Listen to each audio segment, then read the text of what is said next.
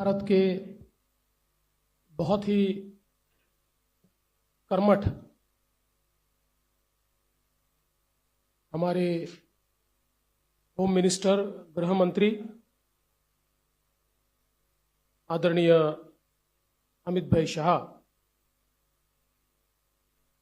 मंच पर उपस्थित हमारे सभी साथी और उपस्थित सभी पत्रकार मित्रों, सबसे पहले मैं आप सभी का इस संकल्प पत्र विमोचन में बहुत बहुत स्वागत करता हूं और हमें बहुत खुशी है कि जिनकी प्रेरणा से इस पूरे भारत में हम लोग काम करते हैं, ऐसे हमारे प्रधानमंत्री माननीय नरेंद्र मोदी जी, इनके संकल्पों को महाराष्ट्र में यथार्थ में लाने का काम इस संकल्प पत्र के माध्यम से हो रहा है और भारत में हम सभी को जो ऊर्जा देते हैं, लड़ने की ताकत देते हैं और सामने खड़े रहकर हमारे साथ जो हमेशा युद्ध में आगे होते हैं, ऐसे आदरणीय गृह मंत्री अमित भाई शाह जी के हाथों से ये संकल्प पत्र का विमोचन हो रहा है। हे संकल्प पत्र म्हणजे विकसित भारताकरता विकसित महाराष्ट्र तयार करण्याचा रोडमॅप आहे। मी आपल्याला आठवण करून देतो, 2014 साली आम्ही एक संकल्प पत्र जारी केलं होतं आणि 2019च्या निवडणुकीला सामोरं जाताना त्या संकल्प पत्रातल्या कुठल्या कुठल्या गोष्टी आम्ही पूर्ण केल्या या संदर्भात एक रिपोर्ट कार्ड देखील दिलं होतं। त्यामुळे भारतीय जनता पार्टी करता किंवा महायुती करता संकल्प पत्र म्हणजे केवळ कागदाचं डॉक्युमेंट नाहीये, तर त्या दिशेने पूर्ण ताकदीने काम करण्याकरता एक अतिशय पवित्र अशा प्रकारचं हे डॉक्युमेंट आहे। आणि मला याची कल्पना आहे, आज 12 वाजता एक स्थगिती पत्र देखील जारी होणार आहे। या महाराष्ट्रामध्ये ज्यांना केवळ चालणाऱ्या प्रोजेक्ट्सला स्थगिती देण्यामध्ये रस आहे, अशा लोकांचं एक पत्र 12 वाजता या ठिकाणी येणार आहे। पण मी एकच गोष्ट सांगू इच्छितो, महाराष्ट्रातल्या जनतेचा विश्वास हा निश्चितपणे महायुतीवर आहे, भारतीय जनता पक्षावर आहे। आजचं जे संकल्प पत्र आहे याच्यामध्ये अनेक गोष्टी आहेत, पण ज्या 25 गोष्टी आम्ही हायलाइट केलेल्या आहेत, या 25 गोष्टींमध्ये 10 गोष्टी, आमचे पहिले 10 मुद्दे हे जो आम्ही महायुतीचा 10 कलमी कार्यक्रम म्हणून घोषित केला, तेच 10 मुद्दे आमचे असणार आहेत। त्याच्यामध्ये लाडक्या बहिणींना पुढच्या काळामध्ये 1500च्या ऐवजी 2100 रुपये देण्याचा आमचा संकल्प आहे। शेतकऱ्यांची कर्जमाफी करण्याचा आमचा संकल्प आहे, कारण शेतकऱ्यांना आम्ही ऑलरेडी मोफत वीज दिलेली आहे, पण शेतकऱ्यांची कर्जमाफी आम्ही करतो आहोत आणि त्यासोबत आम्ही भावांतर योजना आणतो आहोत। म्हणजे हमी भावापेक्षा जर कमी भावामध्ये मार्केटची खरेदी सुरू झाली तर हमी भावाने खरेदी तर करूच, पण ज्या ठिकाणी हमी भावाने खरेदी होणार नाही त्या ठिकाणी भावांतर योजना राबवून जो काही मधला डिफरन्स आहे तो थेट शेतकऱ्याच्या खात्यामध्ये टाकण्याचा निर्णय आम्ही घेतलेला आहे। आणि हे आम्ही मागच्या वर्षी देखील करून दाखवलं। आपल्याला कल्पना आहे की आंतरराष्ट्रीय बाजारपेठेमुळे कापूस आणि सोयाबीनचे भाव पडल्यानंतर आम्ही लोकसभेपूर्वी निर्णय घेतला होता की भावांतर योजनेतून आम्ही पैसे देऊ आचारसंहिता संपल्याबरोबर ते पैसे थेट शेतकऱ्यांच्या खात्यामध्ये आम्ही दिले आहेत. आम्ही या ठिकाणी प्रत्येक गरिबाला अन्न आणि निवाऱ्याचा हक्क हा देण्याचा निर्णय घेतलेला आहे. आणि जी वृद्ध पेन्शन योजना आपण चालवतो, ज्याच्यामध्ये 1500 रुपये आपण देतो, ते 1500 रुपयावरनं 2100 रुपये आपण करण्याचं ठरवलंय.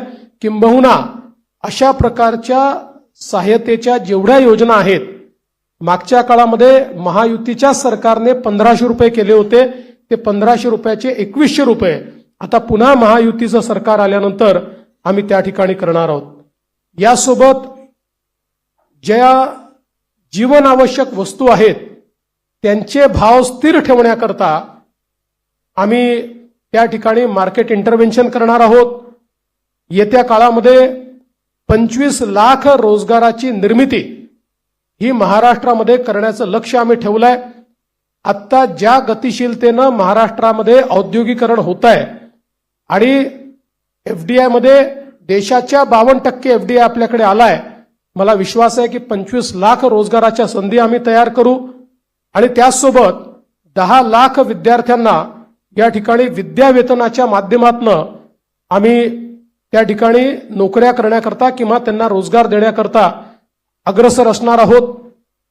दुसरं, मागच्या 2.5 वर्षामध्ये आम्ही सरकारी नोकऱ्यांवरचा सगळा निर्बंध हटवून जवळपास 1 लाखपेक्षा जास्त, आम्ही 75,000 घोषणा केली होती, पण 1 लाखपेक्षा जास्त नोकऱ्या या सरकारी क्षेत्रामध्ये त्या ठिकाणी दिलेल्या आहेत. आणि यासोबत आमचा प्रयत्न आहे की जो गरीब किंवा मध्यमवर्गीय आहे याला सौर आणि अक्षय ऊर्जेचा वापर करून त्याच्या वीज बिलामध्ये 30% सूट हे आम्ही त्याला देण्याचा प्रयत्न करणार आहोत. त्यासोबत सरकार स्थापनेच्या 100 दिवसामध्ये विजन महाराष्ट्र 2029 अशा प्रकारचं एक विजन डॉक्युमेंट हे आम्ही तयार करू. विज्ञान आणि तंत्रज्ञानाच्या क्षेत्रात आम्ही महाराष्ट्राला पहिल्या क्रमांकावर कसं ठेवायचं हा आमचा प्रयत्न असेल. मेक इन महाराष्ट्राचं जे धोरण आहे ते अधिक प्रभावीपणे राबवून याला मोस्ट प्रेफर्ड डेस्टिनेशन अशा प्रकारची परिस्थिती आम्ही तयार करू. महाराष्ट्राला फिनटेक आणि एआय याचा हब म्हणून आम्ही तयार करू. फिनटेक आणि एआय मध्ये सर्वात जास्त पुढच्या काळामध्ये रोजगाराची निर्मिती होणार आहे आणि त्याचं सर्वात मोठं केंद्र हे महाराष्ट्र असेल. यासोबत एरोनॉटिकल आणि स्पेस या क्षेत्रामध्ये उत्पादनाच्या संधी आहेत, त्या संदर्भात आमचं सरकार काम करेल. आम्ही असं ठरवलंय की शेतकरी या ठिकाणी जे काही खत खरेदी करतात त्याच्यावर जो एसजीएसटी आम्हाला मिळतो तो एसजीएसटी आम्ही शेतकऱ्यांना परत करणार आहोत.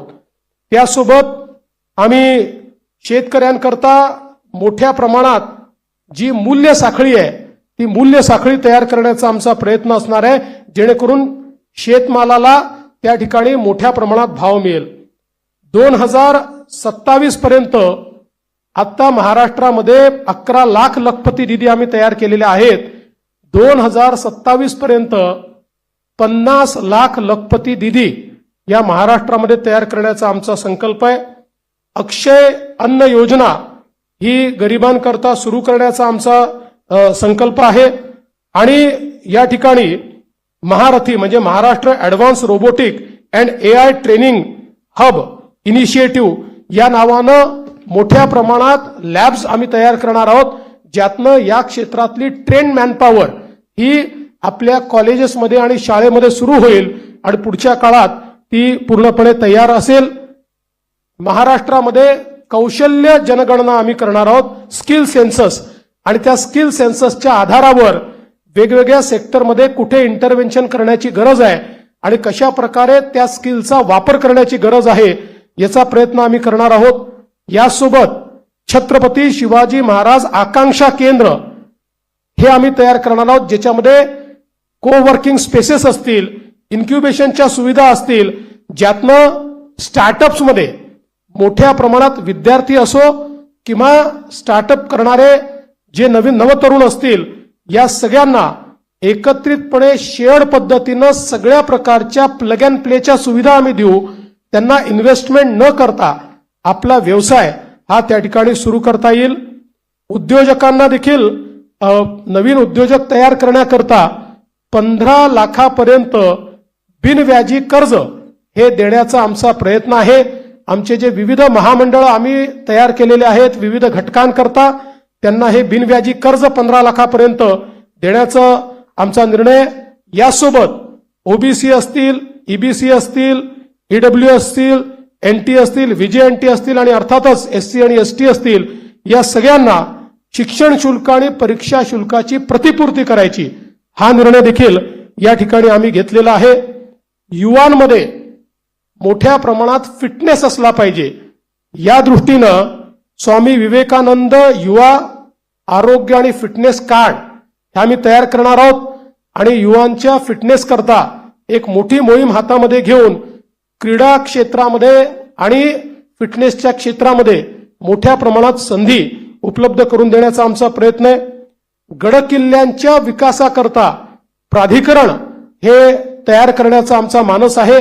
मागच्या काळात काही गडकिल्ल्यांकरता आपण केला, पण सर्व गडकिल्ल्यांचं संवर्धन करणारं एक प्राधिकरण हे या ठिकाणी आम्ही तयार करणार आहोत.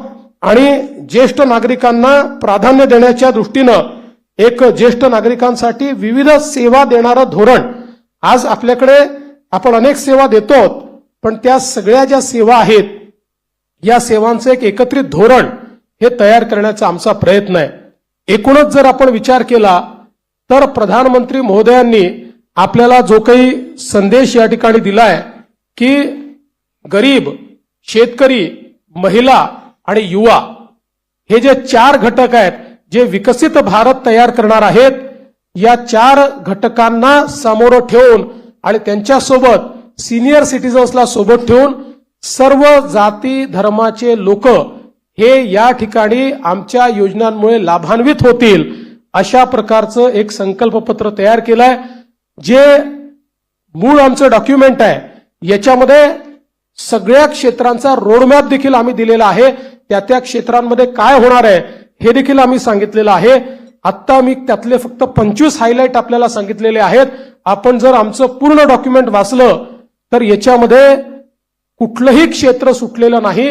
सगळ्या क्षेत्रामध्ये विकसित भारताचा रोडमॅप हा आम्ही मांडलेला आहे. विकसित महाराष्ट्राचा रोडमॅप मांडलेला आहे आणि आमचा प्रयत्न आहे, जसं आत्ता सुधीर भाऊंनी सांगितलं की या ठिकाणी आम्ही अर्ध्या ट्रिलियनचा मार्क महाराष्ट्राने पार केलाय आणि महाराष्ट्र देशातली पहिली $1 ट्रिलियन इकॉनॉमी करण्याकरता आम्ही सगळे संकल्पित आहोत.